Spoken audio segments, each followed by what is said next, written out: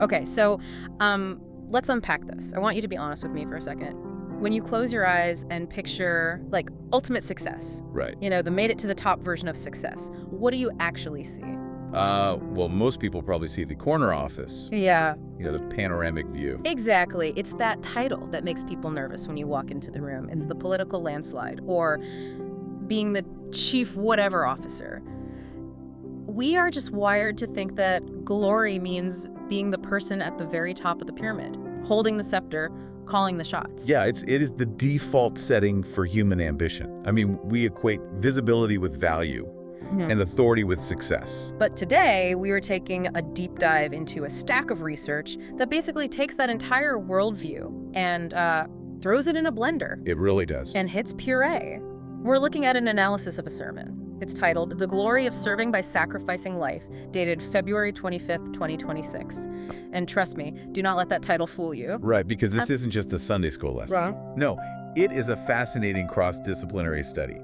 The source material weaves together three things that honestly have absolutely no business being in the same conversation. Which I love. First, we have a power struggle between two of Jesus's disciples. Then we have the business strategy of Morris Chang and the global dominance of TSMC. The semiconductor giant. Exactly. And finally, a political retrospective on Taiwan's sunflower student movement. I have to admit, when I first saw the outline for this deep dive, I literally thought there was a typo. I don't blame you.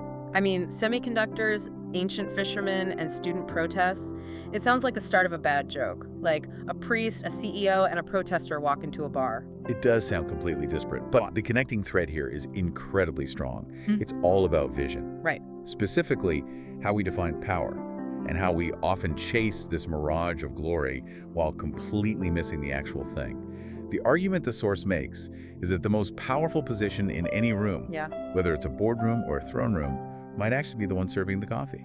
Which, on the surface, sounds like a really nice platitude. Oh, be a servant leader.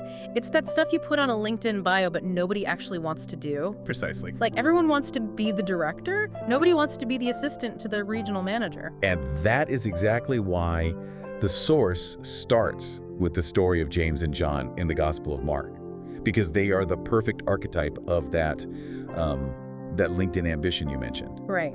So let's set the scene for you. First century, Judea.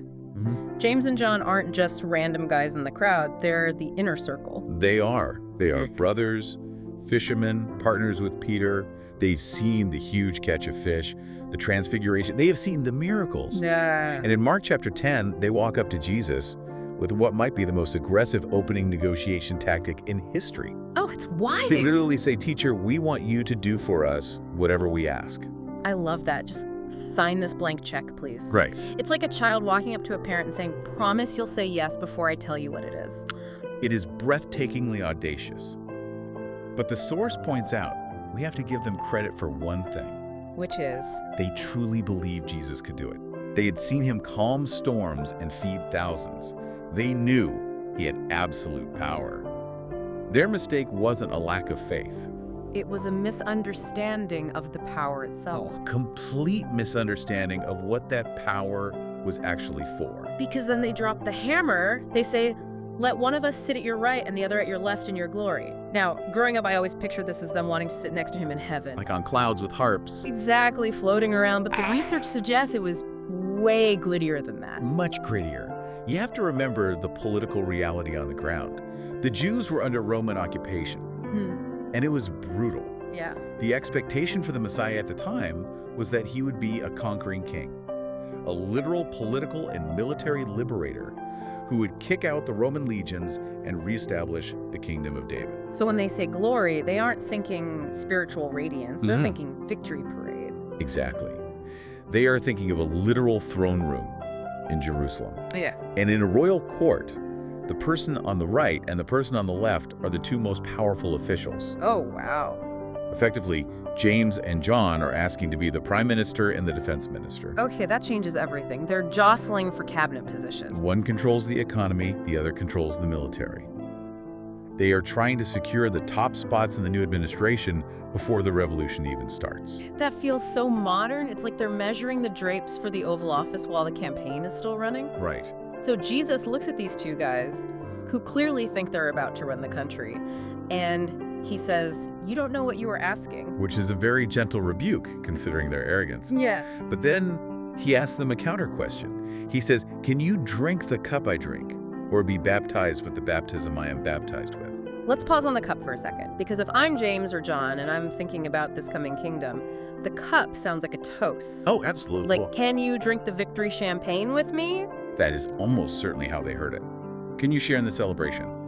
But the source clarifies that in the Old Testament, and in Jesus' specific usage here, the cup is a very heavy metaphor. It's not a party. No, it usually refers to the cup of wrath or the cup of suffering.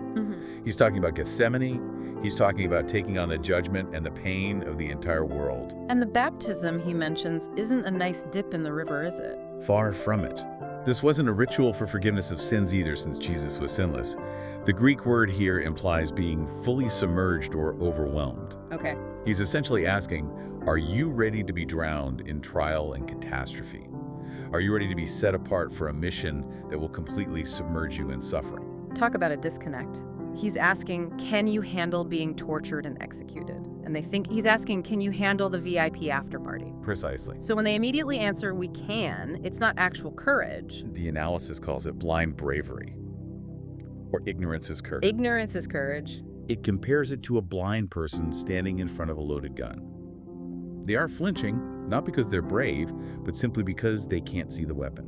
Wow. Ignorance is substituting for courage there. They still thought the cup was a toast to victory. It's like asking for the CEO's bonus and getting the CEO's indictment papers instead. Sure, I'll take it, without reading the fine print. And the tragedy, or really the irony here, is that Jesus tells them, you will indeed drink the cup. And they did. They really did. James was the first apostle to be martyred, killed by the sword. John suffered exile to a prison island. They got the suffering they casually agreed to, but they never got the political titles they wanted. So that's the ancient example of glory gone wrong. Ambition just totally blinding you to reality. But this is where the material takes that hard pivot we talked about earlier. We jump from first century Judea to 1980s Taiwan. Yes. Enter Morris Chang and the founding of TSMC. Now, most people today know TSMC. They are often called the Sacred Mountain protecting the country for Taiwan. If you have a smartphone, a laptop, or a modern car, you are using their chips. Absolutely. But the analysis points out that when Morris Chang started this, people thought he was crazy. It was considered a terrible business idea at the time. Yeah. To understand why, you have to look at the context of the 80s and 90s. The giants of the tech industry, companies like Intel, Motorola, NEC, Samsung, they were what we call integrated device manufacturers. IDMs. Meaning they wanted to do everything. Everything. They designed the chip architecture, they built the factories, which are incredibly expensive, they manufactured the wafers, they branded them, and they sold them. Right. Real men owned fabs, as the famous saying went. The glory was in the total control of the process. Yes, you wanted your logo on the box. You wanted to be the household name. Exactly. But Morris Chang had a different vision, what he called a kingdom vision. He decided TSMC would adopt a foundry model. They would only manufacture for others. That's a huge shift. Huge. They would not design chips. They would not sell a TSMC phone or a TSMC computer. They would just build whatever other people designed. Which, to the titans of the industry back then, must have sounded like servant work. It did. Like, you guys do the brilliant engineering, and I'll just run the sweaty factory. It looked like taking the absolute lowest seat at the table. Why would you want to do the messy, capital-intensive manufacturing work and let someone else get the glory of the brand? Right. But here is the genius of it. The analysis calls this the no-enemy strategy. Break that down for us. Why no enemy? Think about it. If TSMC made their own branded chips, they would be a direct competitor to Apple or NVIDIA or Qualcomm. Okay. And Apple would never share their secret next-generation designs with TSMC if this thought TSMC was going to turn around and release an iClone the next year. Right, you don't hand your blueprints to your rival. Exactly. But because TSMC said, we will never be the hero, we will never compete with you, we only exist to make you successful, they gained total trust from everyone. Oh, that makes so much sense. Apple, NVIDIA, AMD, these are fierce competitors with each other, but they all trust TSMC. By taking the servant role, by having no brand of their own, TSMC became the one indispensable link in the entire global chain. The source material uses a really funny analogy here, the cow and the milk. Yes, I love this part. It asks, if you want a glass of milk, Why on earth would you want to raise a cow? I mean, have you ever been to a dairy farm? It smells, it's muddy.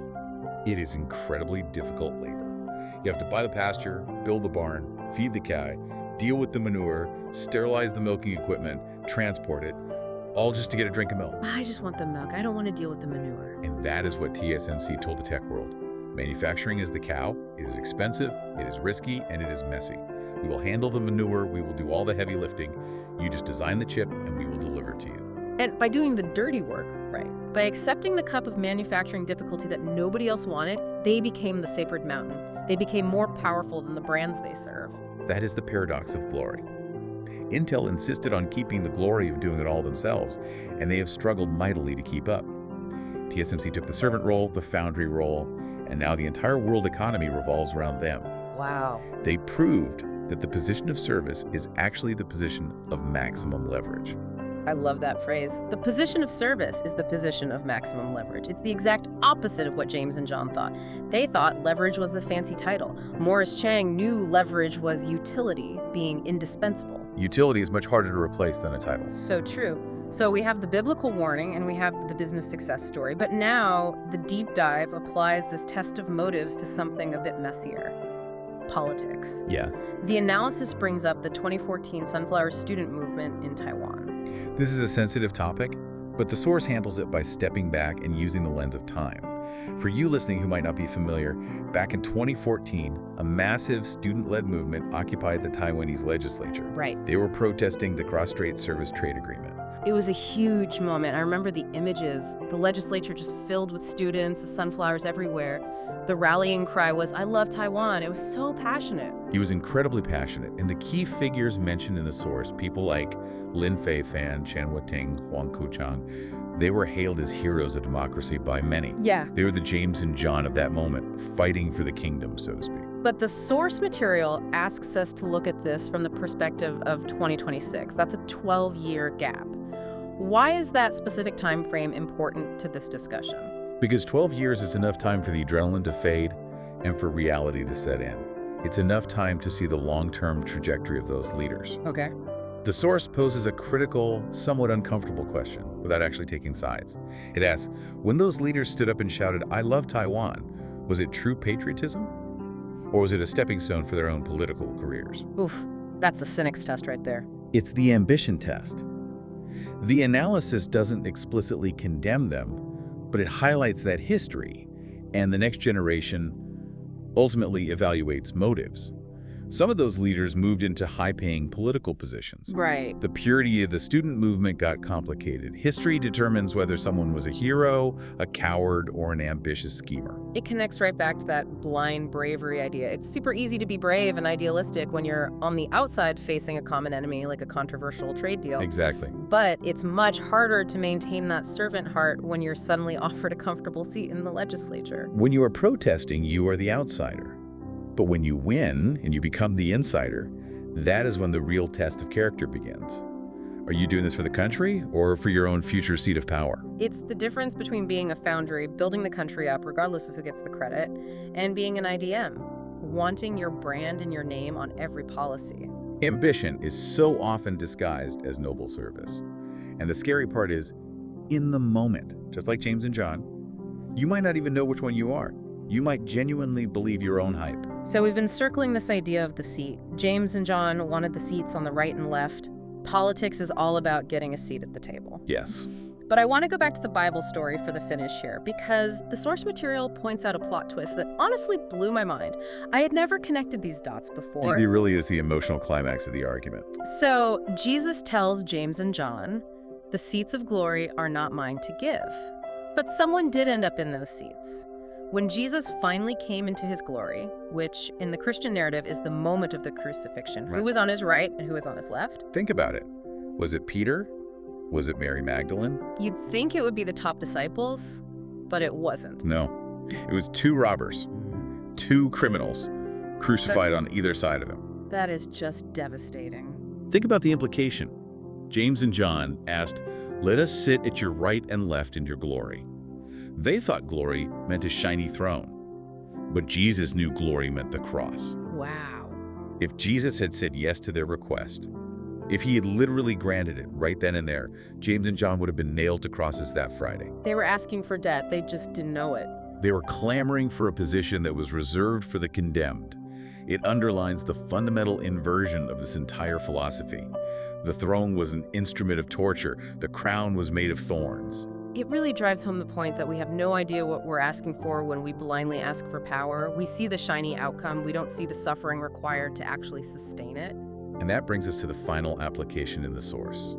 The speaker briefly shares a personal testimony about their own community, a church in Taiwan. Yeah, and I want to look at the mechanics of this story, because it mirrors the TSMC model perfectly. It really does. So, back in 1991, this church group has about 35,000 NTD, which is barely anything.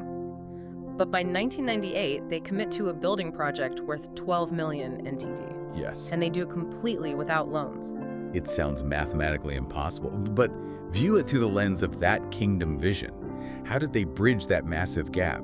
They didn't do it by hoarding that initial money. Right. They did it by casting a vision of service that was so compelling, people voluntarily pooled their resources. Just as Morris Chang saw possibility where others saw a terrible business model, this group saw possibility where others saw an empty bank account. It's vision capital. Exactly. And they're still pivoting to serve today, right? Yeah. The source mentions modern outreach tools, something called the Gospel Refrigerator. Yes, the Gospel Refrigerators, their YouTube channel, started around 2022. It sounds quirky, but it's another perfect example of adaptation. Oh. They aren't just stubbornly sticking to old methods. They're finding new ways to serve the milk, to use our earlier analogy. Whether it's a physical building project in the 90s or a digital podcast channel today, the goal remains utility, serving the needs of others. Being useful. That really seems to be the ultimate antidote to the poison of selfish ambition. It is. If you focus purely on being useful, like TSMC, you become indispensable. Yeah. If you focus on being famous or powerful, like James and John, or perhaps some politicians, you often end up fragile.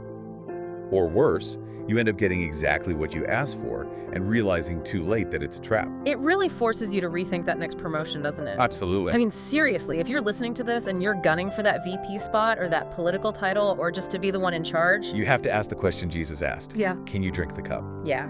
Are you asking for the role because you want to do the hard, messy, manure-shoveling work that helps everyone else succeed?